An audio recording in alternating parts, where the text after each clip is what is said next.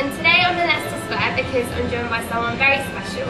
He's DJ for the Mark, organised parties for the likes of Beyonce and Sierra, and he worked for one of the world's most successful record labels, Sony.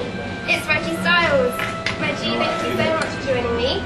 Now, that was only a small selection of the things you've done. You actually started out when you were 14. Yeah.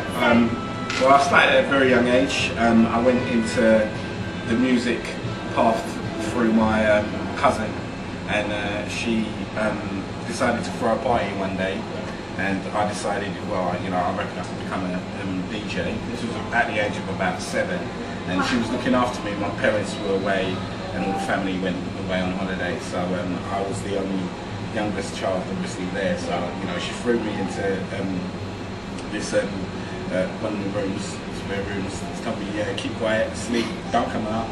But obviously, being the kind of inquisitive person I was, I came out and you know, was messing around with some of the DJ decks and everything like that, and I found my love for music from there. After that, I went on to, cut a long story short, to be honest, I went on to buying music. My first ever record was Marvin Gaye, Let's Get It On, which was a 7-inch. I remember seeing it. Yeah, I remember seeing it at a boot sale, and I said, oh wow, this is wicked. So I convinced my mum to get me some mixer, these ragged turntables as well, which cost at the time about £5 each. And I started mixing in my bedroom from like the tape deck to vinyl. I built up all my knowledge of music through that.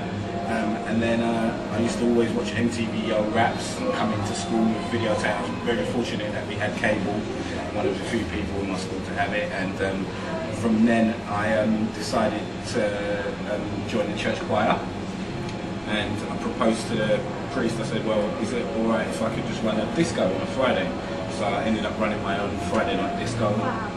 That led on to putting on gigs for under-18s, people who were my age at the time, at various halls around like South London. And I then worked in a record shop. I did work experience when I was at school. I did stockbroking for about 2 weeks as work experience. Thought this was boring, so I wanted to do more. Not your thing. Yeah, well, I just wanted to do some more work experience, and I couldn't do it in school time, so I decided to get myself a job in a record shop. And every Saturday, I used to get paid about £7, and I was there 10:30 in the morning before the owner even opened up, left there at 10 at night. Wow. So, you know, it was worth it, because I was in what you call like a library of information on the music industry, you know. There's so many, I used to just spend hours playing albums and saving up my money and purchasing music at the time. And I went on to, one of my friends who I used to DJ with introduced me to an independent marketing company called Hard Zone, and I started working there in my university times, like just doing it as an intern for a whole year. Luckily, I finished and I got offered a job, and it just moved on from there. I was doing everybody, Def Jam, Island, Jay-Z, just loads. Were you ever starstruck by any of the artists?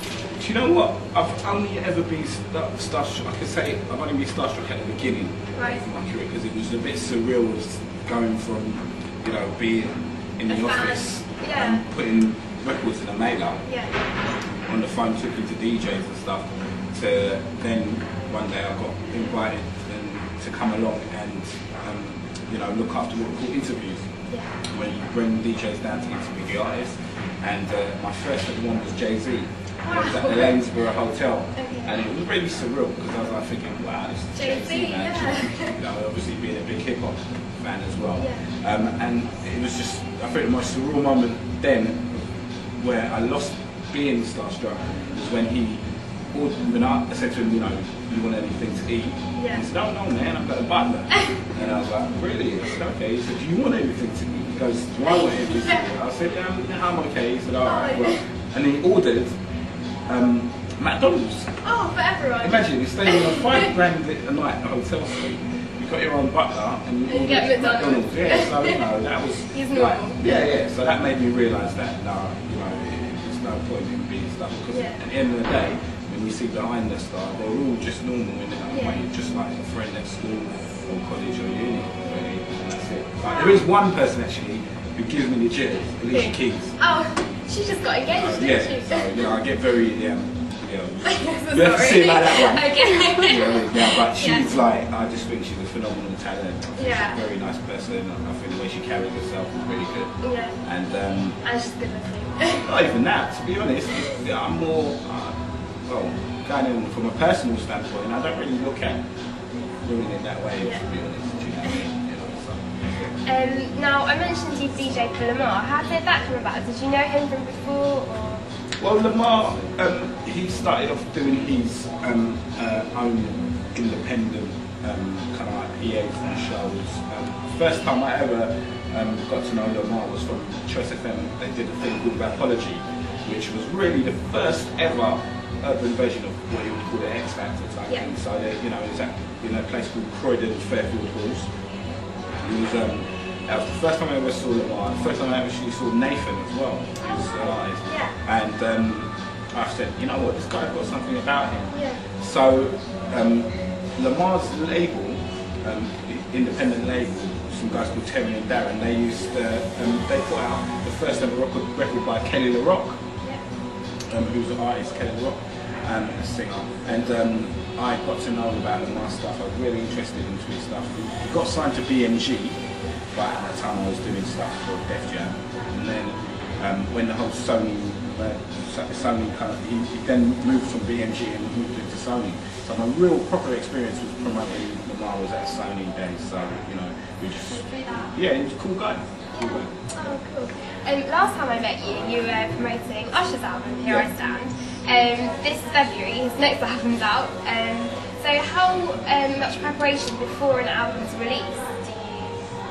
How ahead of the release date do you start? Right, the music industry is really different because it's not like a normal brand whereby, you know, you would spend 2 years doing product development and you would spend like another year doing research and testing and stuff like that.